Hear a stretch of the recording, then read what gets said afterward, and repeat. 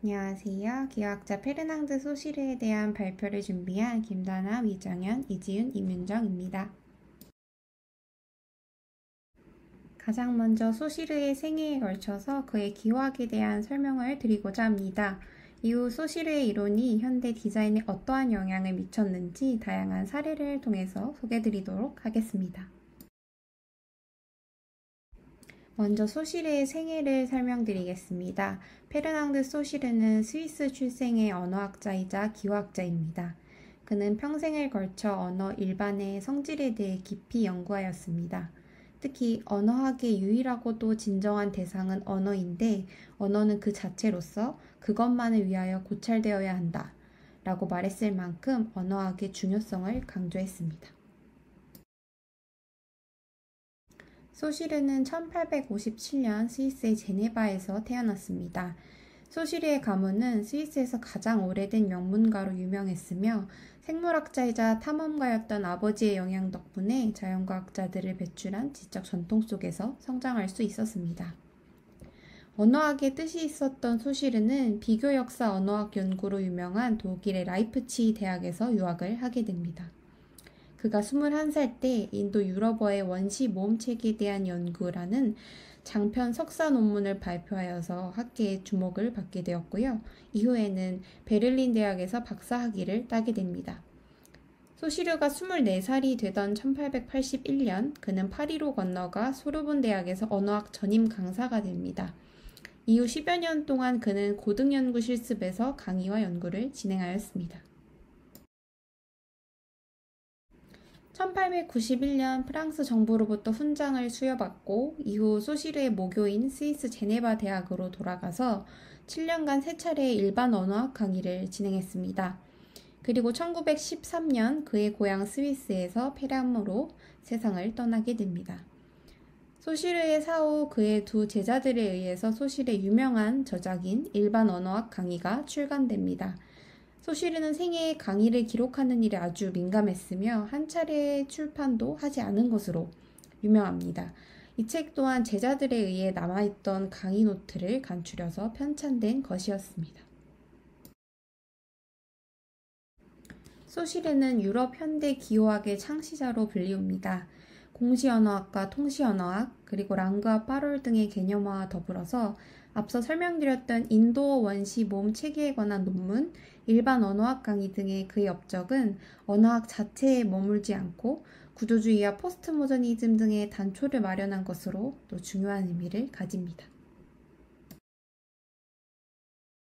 소시르의 기호학에 대한 설명에 앞서서 퍼스와의 차이점을 간략하게 짚고 넘어가겠습니다.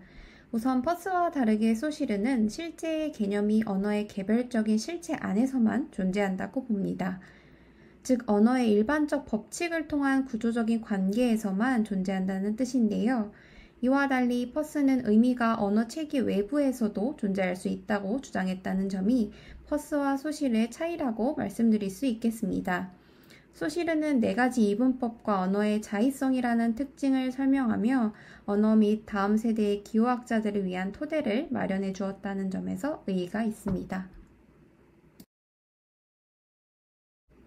기표와 기의에 대해서 설명드리겠습니다. 기표는 감각을 통해 받아들여지는 모든 수단으로 사진의 맥도날드의 로고, 컬러, 마스코트라고 할 수 있다면 기의는 마음속에서 일어나는 심리적인 이미지로 맥도날드를 보면 떠오르는 생각 혹은 브랜드 경험 등이 이에 해당됩니다.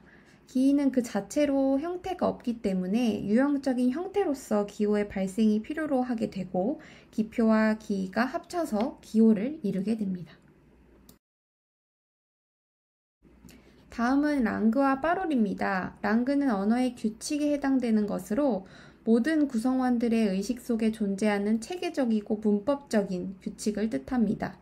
파롤은 랑그의 규칙을 바탕으로 개개인이 자신의 생각을 표출할 때 사용되는 언어를 뜻합니다. 랑그가 악보라고 한다면 파롤은 악보 속 규칙을 가지고 자신만의 연주를 펼친다는 점에서 연주자라고도 볼 수가 있겠습니다. 다음은 계열체와 결합체입니다. 계열체는 문장에 있어서 하나의 단위들을 의미하며 문장을 구성하는 명사, 동사 각각을 의미합니다. 결합체는 완결된 하나의 문장을 의미하며 단어들이 일정한 규칙에 따라서 배열되고 결합되어 문장이 완결됨을 말합니다. 각각의 옷들이 계열체라면 결합체는 전체 패션이 되는 것입니다. 다음은 공시성과 통시성입니다. 공시성은 언어 사용에 있어서 현재라는 시간의 속성이 내포되어 있는 것입니다. 통시성은 시대에 따른 언어 기호의 변화를 살펴볼 수 있으며 시간이 지남에 따라 그 의미가 변할 수 있음을 나타냅니다. 공시성과 통시성을 나무에 비유할 때 공시성은 시간이 지나감에 따라 생기는 한 줄의 나이테라고 한다면 통시성은 세월과 함께 변화, 발전되어 자라는 나무 기둥이라고도 볼 수가 있겠습니다. 물이라는 단어가 각 국가마다 다르게 쓰이는 것처럼 언어의 내면적 의미와 외연적 형식의 관계는 절대적이지 않으며 언어의 기표를 기에 결합시키는 관계에 있어서 소시르는 이를 자의적이라고 표현했습니다. 또한 언어뿐만 아니라 모든 기호에서도 단지 인위적으로 지정된 규칙과 약속에 의해 관계가 형성되었을 뿐이라고 강조합니다. 소시르의 기호학 연구는 구조주의자들에게 영향을 주었습니다. 이들이 문학 텍스트나 실천 행위의 내적 관계인 의미를 만들어내는 문법에 관심을 가지게 했었는데요. 또 여기서 의미란 내재적 구조가 만들어낸 선택과 조합이 상호 교류한 결과로서 의미를 존재하게 만드는 구조를 의미합니다. 구조주의자들은 의미를 지배하는 규칙과 구조를 밝히는 데 관심을 기울였습니다.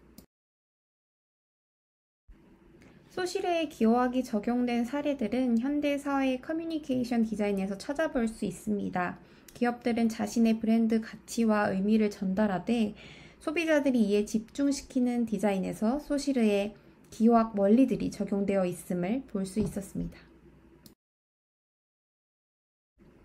코카콜라의 중국 현지 브랜드 이름인 가구가락은 내지인과 외국인이 느끼는 기의 차이를 보여주는 대표적인 광고 사례입니다. 처음에는 커커컬러라는 코카콜라와 가장 유사한 발음을 사용하려고 했지만 실제 중국인들에게는 올챙이가 양초를 씹다라는 뜻으로 받아들여졌습니다. 이후에 커커컬러라는 발음으로 맛이 좋아 입이 즐겁다라는 코카콜라의 브랜드 이미지와 맞는 의미를 전달할 수 있게 되었습니다. 수많은 기업과 단체에서는 신세대 소비자들과 소통하고 이들을 사로잡기 위해 신조어를 사용하는 경향이 있습니다.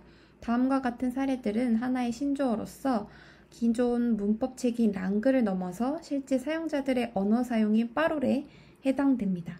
기업들은 이런 빠롤을 적극적으로 활용하여서 패키지 디자인 및 커뮤니케이션 디자인에 적용시켰습니다.